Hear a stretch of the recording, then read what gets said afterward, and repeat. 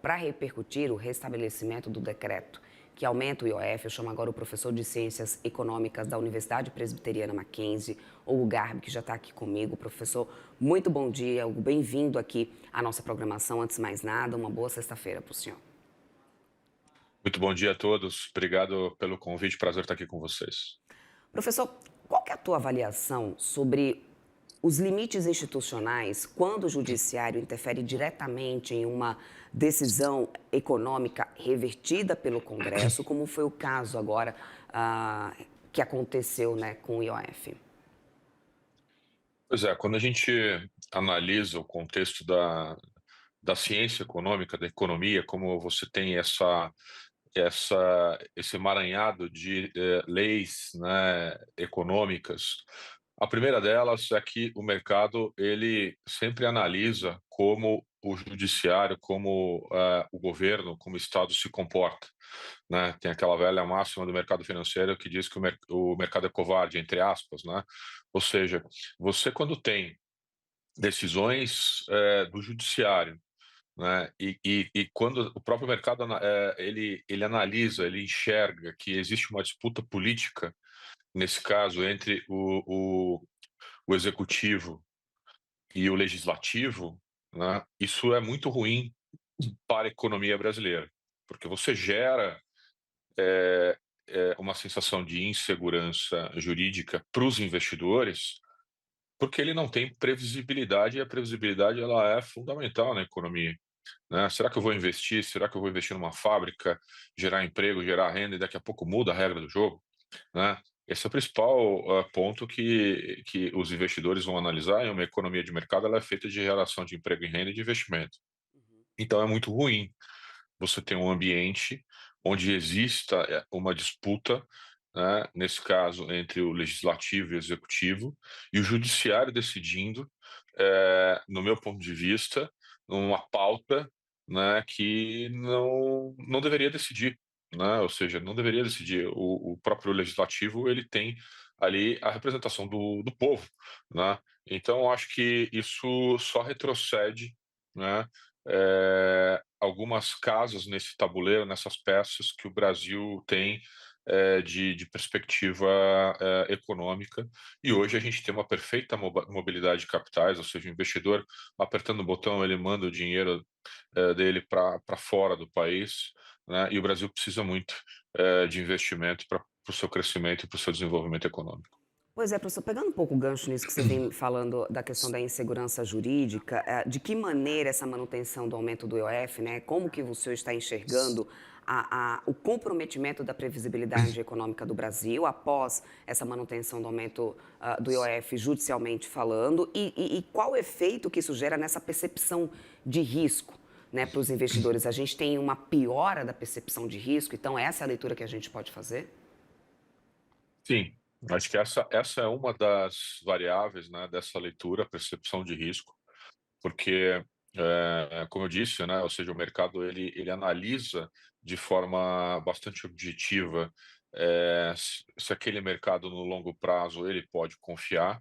E você imagina investimentos de longo prazo, né? Imagina investimentos que ali que requer um alto montante de capital, como por exemplo energia, infraestrutura, né, e outros investimentos que você tem um retorno em 10, 15, 20, 30 anos. Como é que esse investidor vai poder fazer um planejamento para 30 anos num país onde a previsibilidade você não consegue enxergar ao longo prazo? Né? Ou seja, se em 6 meses as coisas mudam muito, como que vai ser daqui 20, 30 anos? Ele não tem essa previsibilidade. O Brasil hoje não dá essa tranquilidade para o investidor. E isso é muito ruim para a economia, né? Ou seja, a gente precisa trazer essa sensação de segurança, não só a sensação, mas a segurança estrito sensu, ou seja, de verdade, na economia brasileira, que as coisas não vão mudar de um governo para outro. Nós precisamos de uma política econômica de Estado, não uma política econômica de governo. São coisas totalmente diferentes. Porque se esse investidor, né, muda o governo e ele sabe que as coisas vão mudar completamente, como é que ele vai fazer esse investimento? Ou seja, tem que ter uma política de Estado, uma política de 30 anos, de 50 anos, de 100 anos, né? assim como nos países desenvolvidos, na Europa, nos Estados Unidos, né? Ou seja, precisamos mudar um pouco essa mentalidade. Quem perde é o cidadão brasileiro.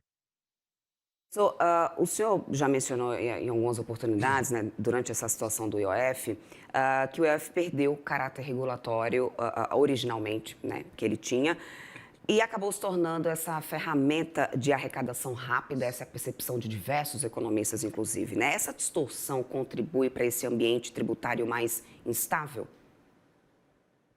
Não só contribui para esse ambiente tributário mais estável, mas corrobora com essa narrativa, né, de grande parte dos economistas que defendem que a gente está perdendo a mão na gestão econômica do Brasil.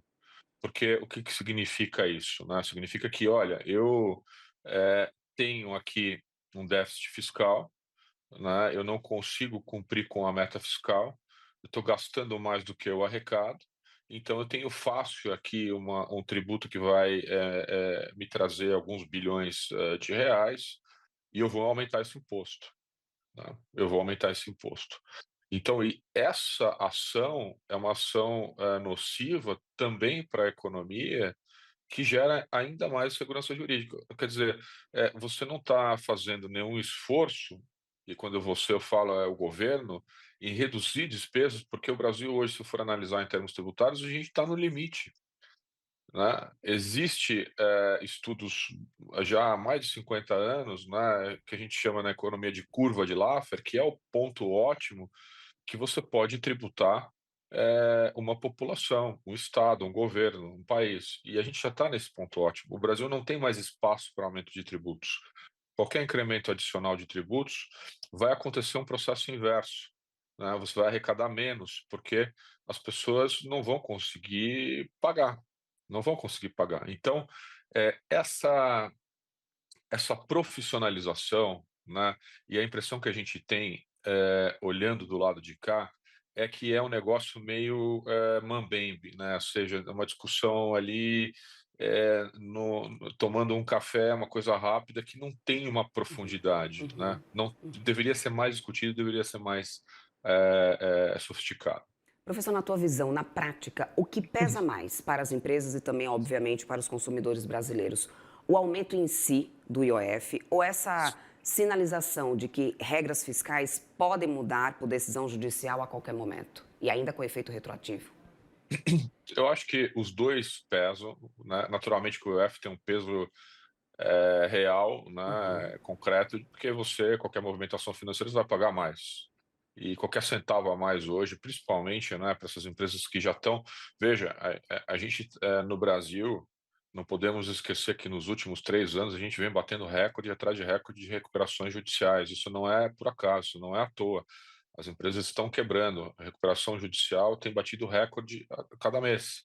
Por quê? Porque as empresas não estão conseguindo mais arcar com essas despesas, com suas contas. Ainda você onera ainda mais uma empresa que vai captar recursos. Então, de imediato, é o incremento do IOF. O segundo ponto, naturalmente, é como é que eu vou abrir uma fábrica, como é que eu vou abrir uma outra unidade, como é que eu vou fazer investimentos se eu não sei como que vai ser o dia de amanhã, né? Existe até uma frase muito utilizada no Brasil, que no Brasil até o passado é incerto. Imagina, né? A gente estava discutindo agora, por exemplo, se durante o congelamento, né, a decisão do STF, se vão cobrar o passado, ou seja, o IOF de quem estava movimentando contas no passado. Então, isso é muito ruim. A gente precisa mudar essa mentalidade, pensar no longo prazo. Professor, então, na tua visão, qual que deveria ter sido a atitude tomada pelo STF, já que na conciliação não houve um acordo entre as partes, então qual que deveria ter sido o encaminhamento dado, já que o caso chegou até essa judicialização, como que deveria então os poderes se articularem talvez entre si, ou qual que deveria ter sido o caminho adotado para evitar essa maior percepção de insegurança jurídica agora em cima dessa retomada do IOF por via judicial? A melhor decisão nesse caso, a melhor decisão para a economia é não decidir. É dizer, eu não, se não existe um entendimento político entre o legislativo e o executivo, né, eu não tenho competência para decidir um tema tão amplo, um tema tão sofisticado, um tema tão profundo. Não tenho competência para decidir, porque é um tema que ele envolve de forma profunda, brutal, a economia brasileira. Nós não podemos deixar na mão de um órgão judiciário que não tem competência econômica.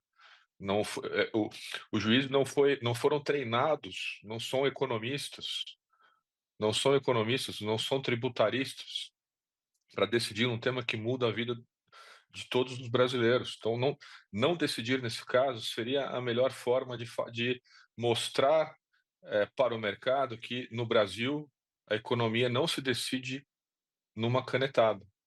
Ao decidir, ele está mudando completamente, profundamente a estrutura do processo da economia brasileira. Uhum, uhum. Abre precedentes, na visão do senhor, para outras pautas econômicas acabarem com esse viés de decisão sempre judicializada no Brasil?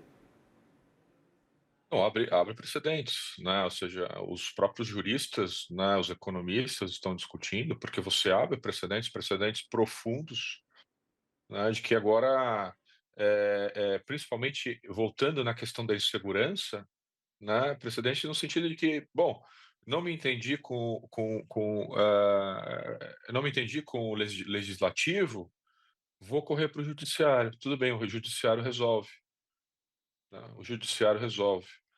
É aquela analogia dos irmãos brigando que, se não decidem entre si, vão recorrer ao pai e à mãe.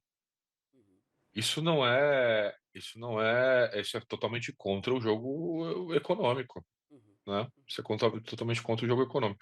Nós estamos indo para um caminho, bastante tortuoso. Nós estamos indo para um caminho que a gente precisa repensar, se é esse o caminho que o Brasil quer seguir, né, porque, de fato, não é assim que as coisas funcionam.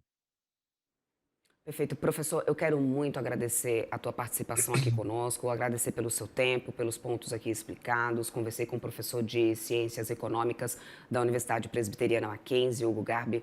Bem-vindo sempre por aqui, professor. Até uma próxima oportunidade. Eu que agradeço, uma ótima sexta-feira a todos. Muito obrigada.